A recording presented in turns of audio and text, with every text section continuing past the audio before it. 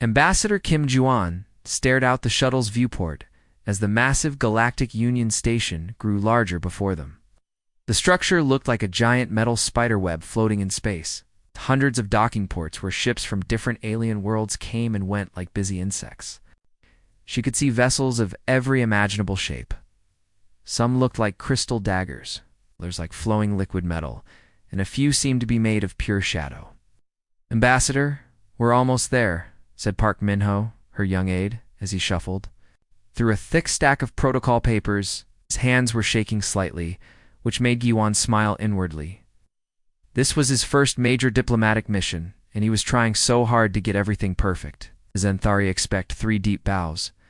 "Before you speak to them," Minho whispered urgently, reading from his notes.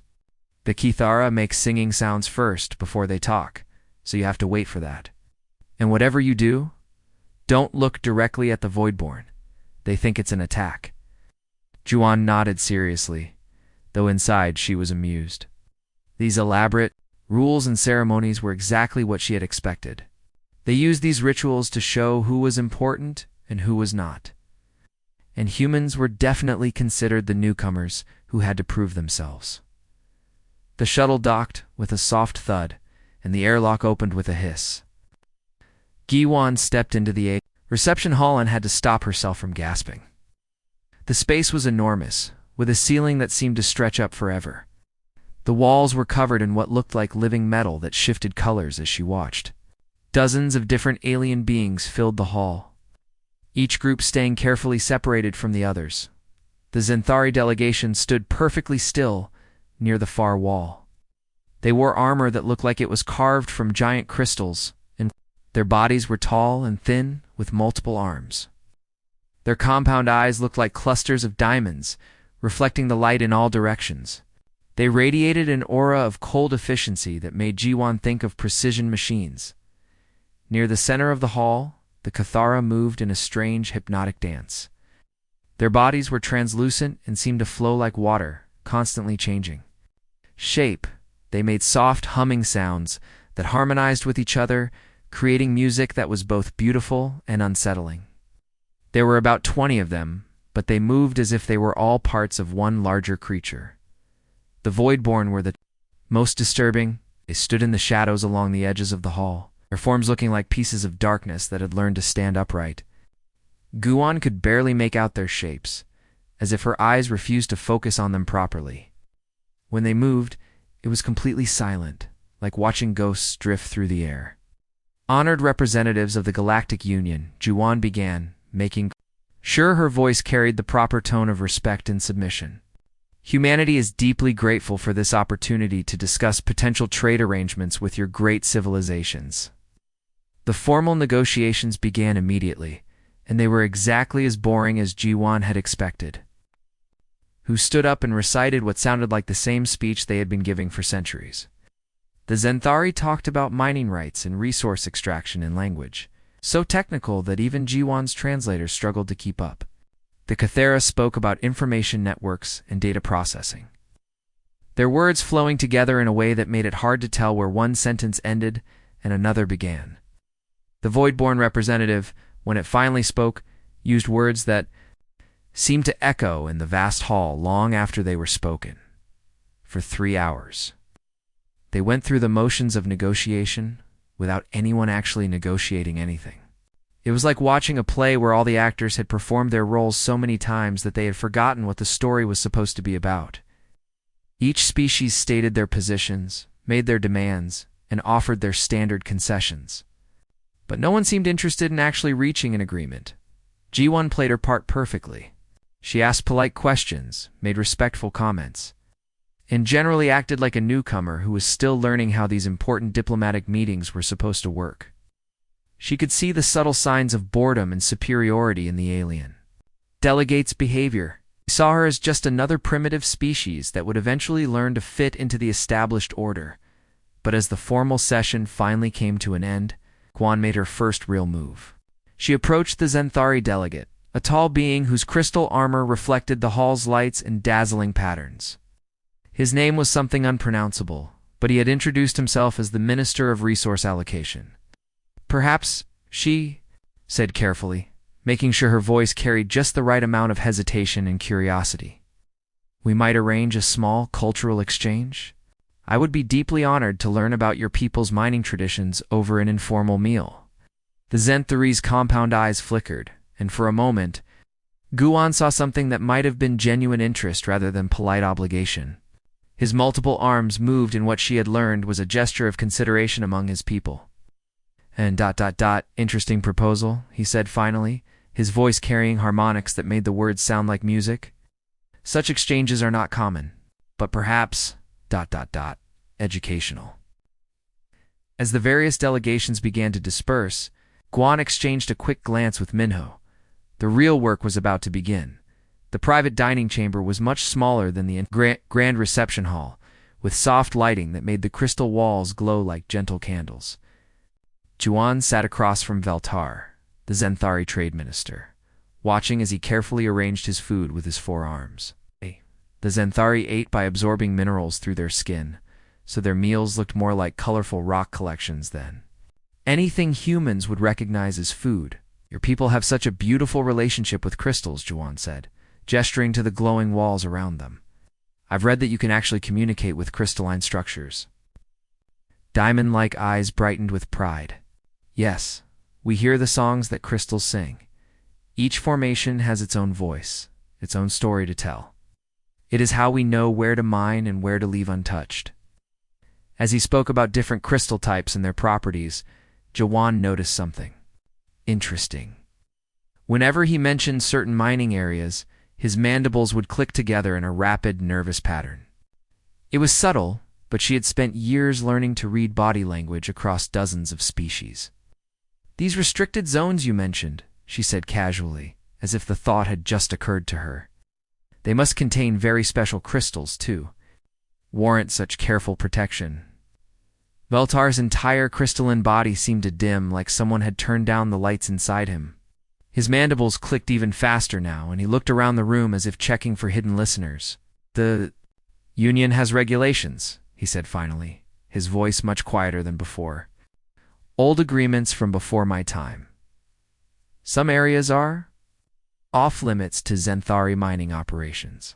Of course, Jiwan replied gently, keeping her voice neutral and understanding. Though I imagine your people weren't always bound by such limitations. Before the Union, Veltar was quiet for a long moment, his multiple eyes staring at the crystal formations on the table. No, he said eventually, we were not. The next evening, Guan found herself in a completely different environment. The Cathara preferred spaces that flowed and changed, so their meeting room had walls that shifted like water and floors that felt soft beneath her feet. Harmony singer Kasai sat across from her, though sat wasn't quite the right word. The Cathara's translucent body flowed and reshaped itself constantly, like a living liquid that had learned to hold a roughly humanoid form.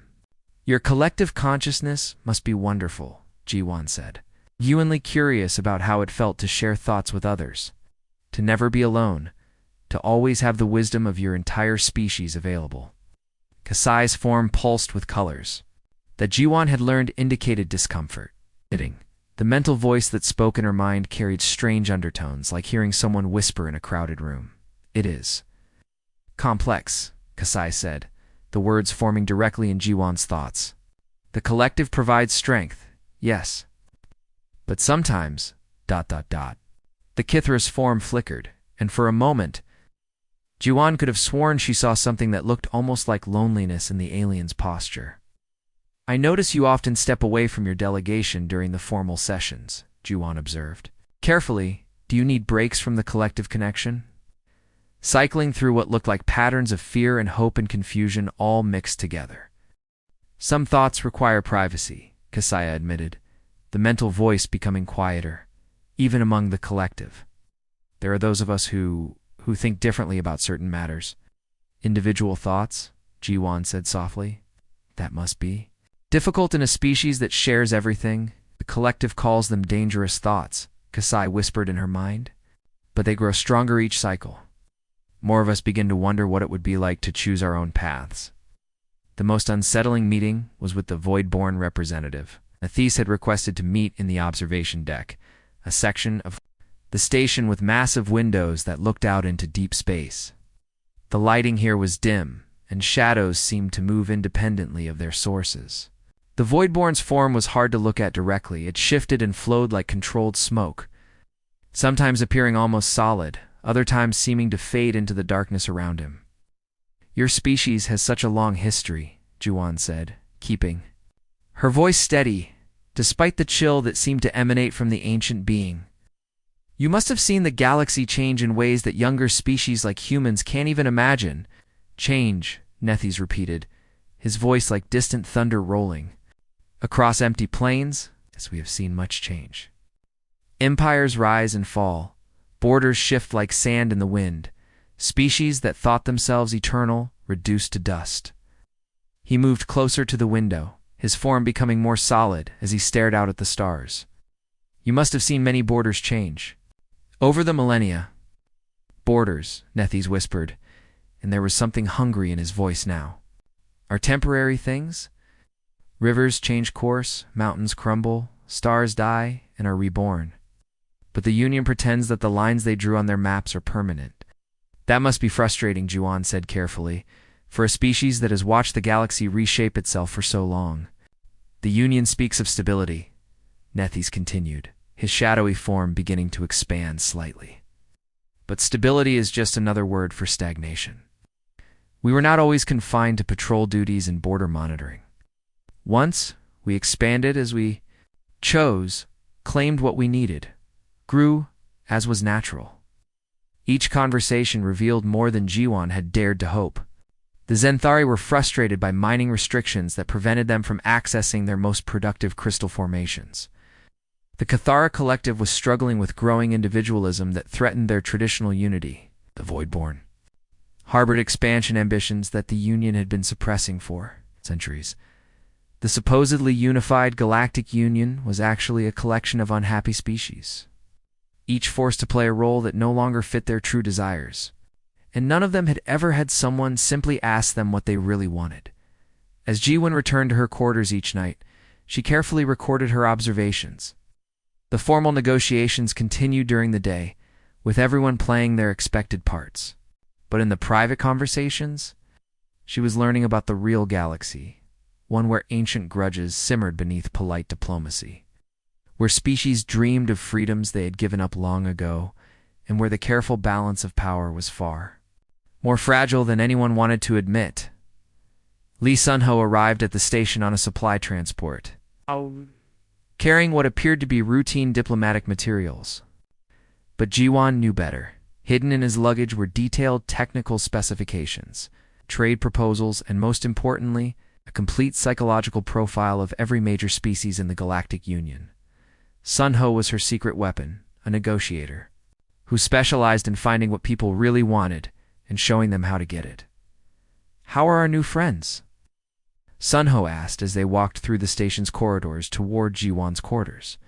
His voice was casual, but his eyes were sharp, already studying the alien beings they passed.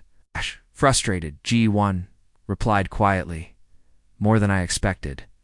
The Union has been holding everyone back for so long that they've forgotten what they really want." "Perfect," Sunho said with a small smile. "Frustrated people are ready to hear new ideas." Their first joint meeting was with Veltar in the same crystal-walled dining chamber. The Zenthari trade minister had grown more comfortable with Giwan over the past week, but he still seemed nervous about discussing anything that might be considered improper by Union standards. "Veltar," Giwan said as they settled into their seats, "I want you to meet Lee Sunho, our chief negotiator. He's been very interested in your mining challenges." Sunho bowed respectfully to the crystalline being, following the proper protocols. But when he spoke, his voice carried a different energy than the usual diplomatic politeness. "The interesting thing about humanity," Guan explained, leaning forward slightly, "is that we have no preconceptions about how things should be done. We don't have thousands of years of tradition telling us what's possible and what's not. When we see a problem, we just solve it." She slid a data pad across the smooth crystal table. The device's screen showed complex diagrams and mathematical formulas that made Veltar's compound eyes widen with interest. "These are some mining techniques our colonies developed," Guan continued. We had to figure out how to extract resources from asteroids and dead planets, places where traditional methods wouldn't work. Some of these might be useful in those restricted zones you mentioned. Veltar's forearms moved independently as he studied the information, his fingers tracing the diagrams with growing excitement. His crystalline body began to glow brighter, a sign of intense mental activity among his people. These methods, he said slowly, his voice filled with wonder, they could increase mineral yield by 40%, maybe more. The crystal formations in the restricted zones are incredibly rich, but current Union extraction techniques are so limited that most of the valuable materials remain unreachable. But the Union regulations, he continued, his glow dimming as reality set in. They forbid advanced mining techniques in those areas. Something about maintaining ecological balance and preventing resource depletion don't apply to humans and Thari bilateral agreements. Juan finished smoothly, her voice carrying just the right amount of casual confidence.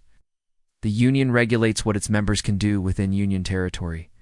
But if humans and Zenthari want to work together in neutral space, or in areas where we have separate agreements, that's entirely different. Veltar stared at the datapad, then at Guan, then back at the pad. His mandibles clicked rapidly, not with nervousness this time, but with excitement. You're saying we could access these resources without Union oversight? We're saying? Sun Ho added carefully that there are always more options than people think. The Union has done wonderful things for galactic stability, but maybe it's time to explore what else is possible. The next day, they met with Kasai in the flowing chamber that Cathara preferred.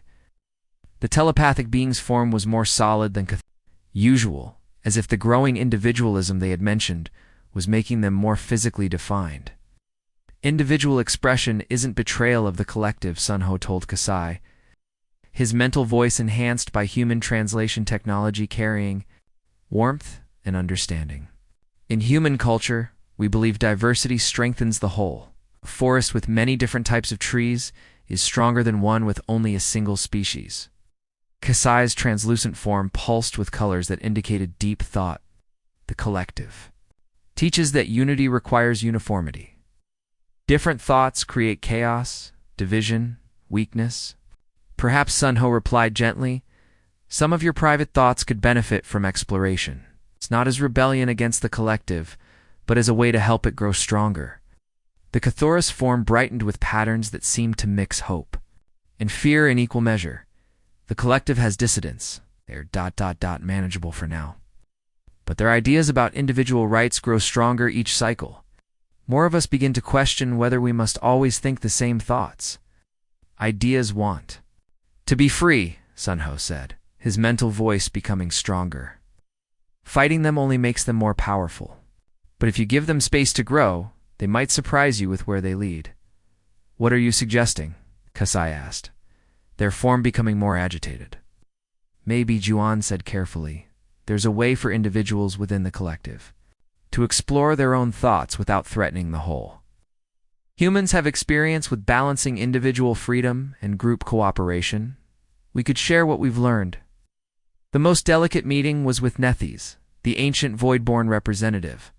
They met in the observation deck again, but this time Jiwan had brought detailed star charts showing human expansion patterns across their small corner of the galaxy.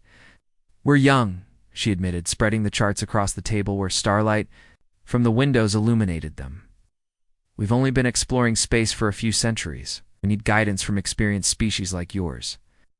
Nethys' smoky form coiled around the charts, studying them with invisible eyes. Your expansion has been ... rapid. Most species take millennia to spread across so many systems. We're eager to learn, Sun Ho added. We need partners who understand that the galaxy is vast enough for everyone to grow. Species that aren't afraid of change. The Union preaches stability, Nethys whispered, his voice like wind through empty halls. Stagnation, more accurately. They fear change because change threatens their control. But stability and growth aren't mutually exclusive, Jiwan replied. With the right allies, both are possible. The galaxy is enormous. There's room for everyone to become what they're meant to be. The Voidborn's form became more solid, more focused. What exactly are you proposing? Friendship, Guan said simply. Cooperation between species that want to move forward instead of staying frozen in place. The Union has its purpose, but maybe it's time to explore what else is possible. As the days passed, each species began to see humans not as primitive newcomers, but as potential partners who offered something the Union never had: the possibility of change. The change started small, almost too subtle to notice at first. During the morning formal session, when the Zinthari delegate was presenting the standard mining report he had delivered countless times before, he suddenly stopped mid-sentence. These trade restrictions, Veltar said, his crystalline form flickering. With an unusual light, how long have they been in place? The question caught everyone off guard. The Zenthari had never questioned trade policies before. They simply accepted them as part of the natural order. Chancellor Morden, who was presiding over the session, felt a small chill run through his head. For arms, the restrictions have been in place for 800 years, Morden replied carefully. They were established to maintain resource balance across all Union territories. But who decided what that balance should be? Beltar pressed on, his compound eyes gleaming with newfound curiosity. And why haven't we reviewed these policies to see if they still make sense? An uncomfortable silence fell over the great hall. These were not the kind of questions that got asked in formal sessions. The Zenthari had always been reliable, predictable. Content with their assigned role as the Union's primary mining species, things got worse the next day. During the information sharing segment, Kasai stood up to deliver the usual Cathera collective report. But instead of the standard presentation about data processing efficiency, the translucent being began speaking about something entirely different. The collective has been discussing individual species' rights to self-determination. Kasai announced, their form pulsing with colors that indicated strong emotion. We believe that each species should have the freedom to explore their own potential, even if it means changing their traditional roles within the Union. The words hit the assembly like a physical blow. The Cathara collective had never spoken about individual rights before. Their entire culture was based on unity, on thinking and acting as one. It's the idea that they would even consider the value of individual determination was shocking, but the real earthquake came from the Voidborn representative. Nethes, who usually remained silent during most sessions, suddenly flowed forward like a living shadow. The galaxy is dynamic, he said, his voice carrying an authority that made everyone listen. Borders shift, territories change, species evolve. The Union's current structure does not allow for necessary territorial adjustments. This must change. The phrase territorial adjustments sent a wave of fear through the assembly. The Voidborn had been confined to patrol duties for over 1,000 years precisely because of their expansionist tendencies. The fact that Nethes was openly discussing territorial changes was terrifying. Chancellor Morden called an emergency recess and immediately summoned his inner circle to the private council chamber. The room was circular, with walls covered in displays showing the current status of all Union territories and member species. Today, those displays seemed to mock him with their apparent stability. The humans are doing something, Morden declared, his voice carrying the weight of millennia of leadership. He was old, even by the standards of his long-lived species, and had guided the Union through countless crises. But this felt different. Our delegations are ... different. They ask questions they've never asked before. Intelligence Chief Yeralon, a spider-like being with multiple eyes and legs, quickly pulled up surveillance footage on the main display. Images showed humans having quiet conversations with various species representatives in dining chambers, observation decks, and recreational areas throughout the station. The humans have been conducting private meetings, Yeralon reported, his multiple eyes focusing on different parts of the data simultaneously. Cultural exchanges, they call them. Perfectly legal under diplomatic protocols. They're not breaking any rules, not violating any treaties. Then why do I feel like we're losing control? Morden demanded, his forearms gesturing in frustration at the peaceful scenes on the screen. The answer came from Security Advisor Thelma's, a massive creature whose species had helped found the Union thousands of years ago. Because they're not trying to fit into our system, he said slowly, his deep voice rumbling through the chamber. "They're teaching our people to want a different one." The implications hit them like a meteor strike. For thousands of years, the Union had maintained order through careful balance. Each species had their assigned role, their designated place in the galactic community. The Xanthari mined valuable resources and were content with their mining worlds. The Cathara processed vast amounts of information and were happy to serve as the Union's data network. The Voidborn patrolled the borders and accepted their role as guardians rather than conquerors. Everyone knew their place, accepted their limitations, and found satisfaction in contributing to the greater good. It was a system that had brought peace and prosperity to hundreds of worlds for millennia, but the humans had done something unprecedented. They had shown each species that their assigned role wasn't their only option. They had whispered about possibilities that no one had dared to imagine, offered partnerships that existed outside the Union's careful structure. "They're not breaking any laws," Yarlan reported grimly, his multiple eyes scanning through legal databases. "Everything they're doing is completely within diplomatic protocols. They're making our laws irrelevant." The realization was staggering. Humans weren't attacking the Union directly, weren't trying to destroy the system through force or rebellion. Instead, they were offering something far more dangerous: hope. Hope that things could be different, that species could grow beyond their traditional boundaries, that the galaxy had room for change. Emergency protocols were activated for the first time in 3 centuries. Ancient communication networks that had been dormant for generations suddenly came alive as the Union's founding species were summoned for an emergency council. Representatives from worlds that had helped create the Union thousands of years ago began arriving at the station, their faces grim with the understanding that everything they had built was under threat. But even as the emergency session was being organized, the damage was already spreading. Species that had accepted their limitations for millennia were suddenly questioning everything. The carefully maintained balance of power was beginning to crumble, not from external attack, but from internal doubt. In their private quarters, Jiwan and her team monitored the growing chaos with quiet satisfaction. They had come to negotiate trade agreements, but they were leaving something far more valuable behind: the idea that change was possible. The Union's greatest strength had always been its stability, but the humans had discovered that stability, when taken too far, became stagnation. And stagnation, they knew, was just another word for death. The Great Assembly Hall had never been so packed. Word had spread throughout the station that the human delegation was going to make a major announcement, and representatives from dozens of species had crowded into the vast chamber. The air hummed with nervous energy as beings who rarely spoke to each other outside of formal protocols whispered among themselves. Guan stood at the central podium, looking out at the sea of alien faces. Some were familiar now, Veltaris crystalline. Form caught the light from the chamber's windows. Kesai's translucent body pulsed with anxious colors. Nethys lurked in the shadows at the back of the room like a piece of living darkness. But there were dozens of others she had never met, species that had been drawn by curiosity about what the humans were planning. Beside her, Park Minho clutched his datapad with white knuckles, while Lee Sunho maintained the perfect diplomatic smile he had perfected over years of negotiations. Both men knew they were about to witness something that would change galactic politics forever.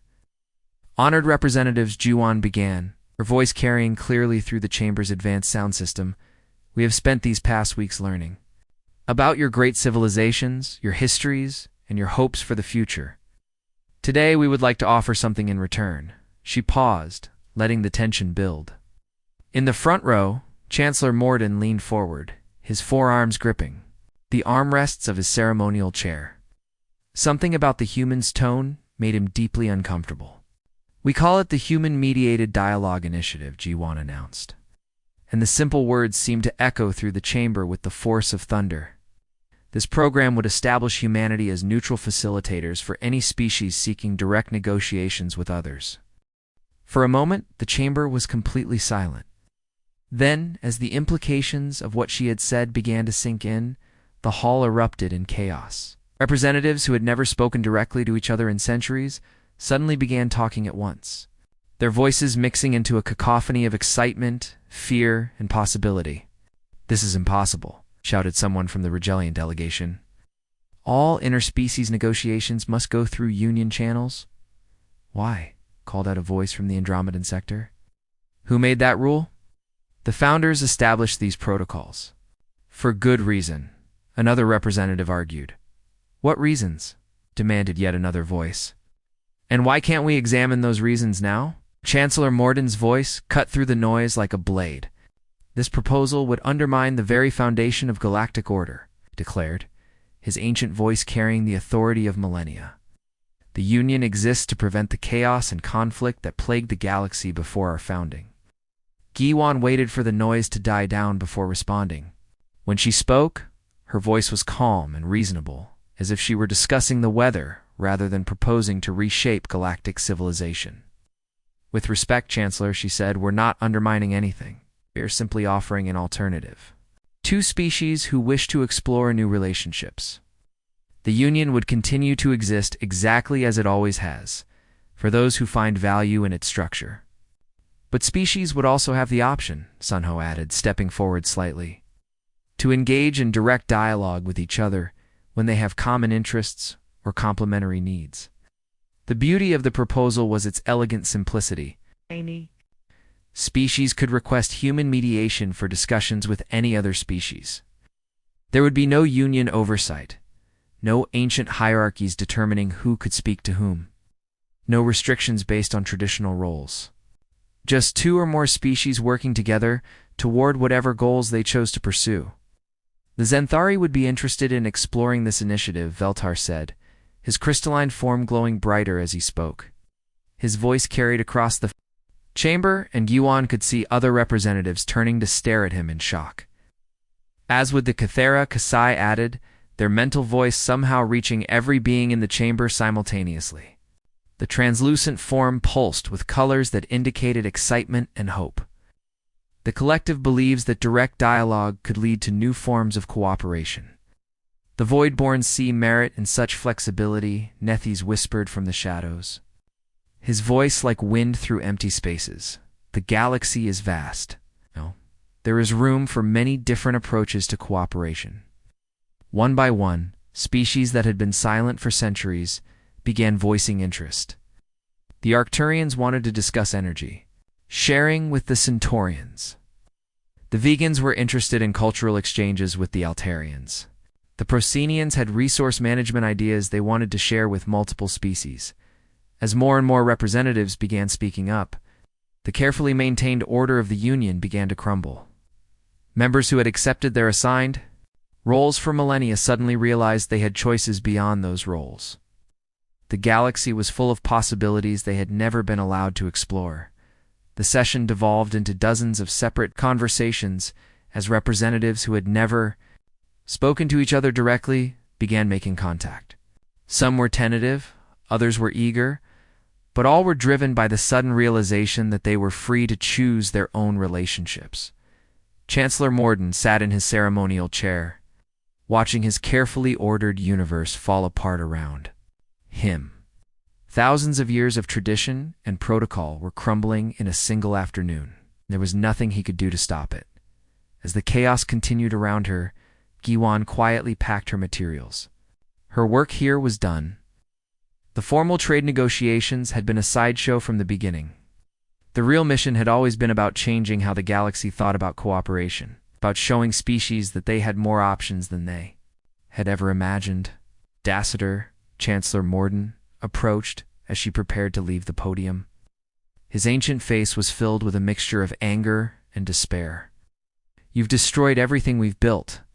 Juan met his gaze steadily, her expression calm and understanding. "No, Chancellor," she replied gently. "We've shown everyone that they built it themselves, and they can build something better." As her shuttle departed the station several hours later, Giwan watched through the viewport as dozens of ships broke from their standard formations.